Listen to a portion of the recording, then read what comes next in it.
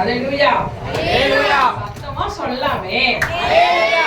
இது கூட தடையா இருக்குது சாத்தான் தான்ப்பா. ஐயோ ஐயோ. இப்போ இவங்க உங்களுக்கும் இவங்களுக்கும் நடுவுல தான் பேச்சு நடத்தினாங்க. ஆனா நான் நடுவர் கிட்ட பேச்சு நடத்த போறேன். நடுவர் அவரே, ஆவிக்குரிய வாழ்க்கைக்கு சாத்தான் தான் காரணம்னு நான் சொல்றேன் நடுவரே. எப்படி தெரியுமா? பைபிள்ல 2 உதாரணம் இருக்கு. நிறைய உதாரணம் இருக்கு. ஆனா நான் பேசப்படுறது 2 உதாரணம்.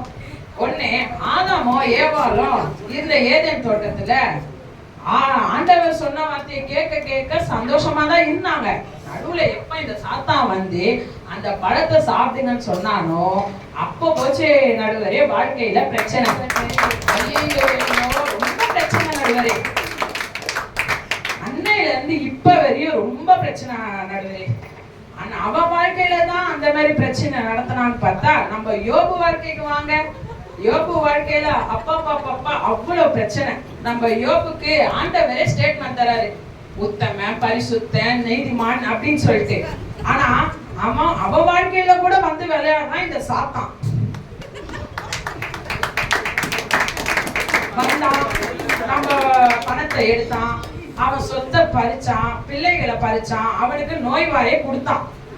இவனுக்கு யார் நல்லா இருந்தா பொறுப்போம் சொல்லுங்க பாப்போம். எல்லா வாழ்க்கையில வந்து விளையாடுறதே இந்த சாத்தானுக்கு பிரச்சனை. அதனாலதான் நான் சொல்ல வரேன், ஆவிக்குரிய வாழ்க்கைக்கு சாத்தான் தான் பிரச்சனை. ஆவிக்குரிய வாழ்க்கைக்கு சாத்தான் தான் தடை. சரிங்களா? சாட்டன் ஸ்வீட்டா முடிச்சிட்டேன். தீர்ப்ப நம்ம பக்கம் சொல்லுங்க. இப்போ பட்டிமன்றம்னு சொல்லியிருந்தீங்க. நான் வந்து கும்பலா முடிச்சிருவாங்கன்னு நினைச்சு இப்படி தனியா கூப்பிட்டு பேச அப்படின்னு தெரியல. சரி, ஓகே. ஆவிக்குரிய வாழ்க்கைக்கு நான் தான் தடைன்னு நான் சொல்ல வந்திருக்கேன். அவங்க எல்லாரும் வந்து சாத்தான் தான் தடைன்னு சொல்லியிருக்காங்க. ஆவிக்குரிய வாழ்க்கைக்கு தடையா இருக்கிறது நான் தான். எப்படி நான் சொல்றேன்னா, ஒரு ஃபோன், ஒரு சின்ன உதாரணம் தான். நான் நிறைய ப்ரிப்பேர் பண்ணி விடல, சின்ன விஷயம் தான் பண்ணியிருக்கேன். ஒரு ஃபோன் வச்சிருக்கேன். அந்த ஃபோன்ல வந்து நெட் இருக்கிற வரைக்கும் நம்ம ஃபோன் பார்க்குறோம். நெட்டை சுவிட்ச் ஆஃப் ஆகிட்ட பிறகு என்ன பண்ணுறோம்? கேம் விளையாடுறோம். ஃபோனே செத்து போயிட்ட பிறகு டிவி பார்க்குறோம். இது யார் தூண்டுறது? நெட் இருக்கிற வரைக்கும் நெட்ல ஃபோன்ல இன்ஸ்டாகிராம் பார்க்குறோம், வாட்ஸ்அப்ல பார்க்குறோம், எல்லாமே பார்க்குறோம். அப்போ வந்து நீ இன்னும் நெட் இருக்கு நீ பாரு அப்படின்னு சாத்தான் சொல்றான்னு கூட வச்சுக்கோங்க. சரி, நெட்டே தீர்ந்துருச்சுப்பா, நான் கேம் விளையாட, கேம் இருக்குல்ல, அடுத்தது கேம் விளையாடுன்னு சொல்லிட்டு சாத்தான் சொல்றான், நீங்க பாக்குறீங்க. சரி, சாத்தான் சொல்றான், நம்ம கேம் விளையாடுறோம்.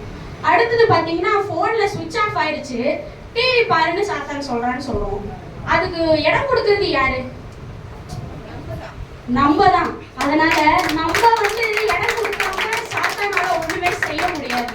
சரிங்களா? இப்போ நம்ம சாத்தானை மேற்கொள்றதுக்கு ஒரே ஒரு உதாரணம் என்னன்னா, முழங்கால் மட்டும்தான் சாத்தானை ஜெயிக்க முடியும் நான் சொல்றேன். நம்ம முழங்கால நின்னோம்னா சாத்தான் முதுகுக்கு பின்னாடி திரும்பி ஓடிடுவோம், நம்ம முன்னாடி வரவே முடியாது. நம்ம எப்பவுமே ஏசப்பாவை முன்னாடி நிறுத்தணுமே தவிர சாத்தானை முன்னாடி நிறுத்தவே கூடாது. நம்மளுடைய இருதயத்துக்கு வந்து ஏற்றவர் மணவாளன் யாருன்னா இயேசு கிறிஸ்து மட்டும்தான். அவருக்கு நம்ம இடம் கொடுக்கும் போது, அவரை நம்மளுடைய வாழ்க்கையில முன்னா வைக்கும் போது சாத்தான்லாம் ஒண்ணுமே கிடையாதுங்க. சாத்தான் நம்ம மேற்கொள்றான், சாத்தான் வந்து நம்மளை தூண்டுறான். இப்போ வந்து ஒரு பிக்சர் பாக்குறோம், அந்த பிக்சர்ல வந்து இந்த போஸ்டர்ல வந்து ஒரு தப்பான காரியம் வந்து சினிமால ஏதோ ஒரு சம்திங் போட்டிருக்காங்கன்னு வச்சுக்கோங்களேன். அதை நம்ம பாக்குறோம், பார்த்து நம்ம அதோட விட்டுறணும்.